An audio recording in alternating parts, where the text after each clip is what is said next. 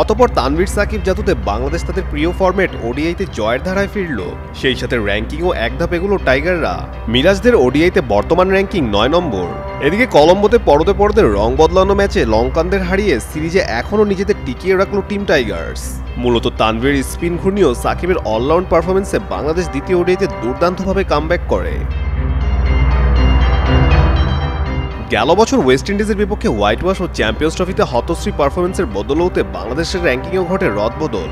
৮ নম্বর থেকে প্রায় ১৯ বছর পর র্যাঙ্কিংয়ে ১০ নম্বরে নেমে যায় শান্ত মিরাজরা। এ নিয়ে টাইগার সমর্থকদের মধ্যেও দেখা দিয়েছিল মিশ্র প্রতিক্রিয়া। অতঃপর দীর্ঘ সমালোচনার পর এক জয় দিয়ে র্যাঙ্কিংয়ে এক ধাপ এগুলো টাইগাররা। ৭৮ রেটিং পয়েন্ট নিয়ে বাংলাদেশের বর্তমান অবস্থান ৯ নম্বরে।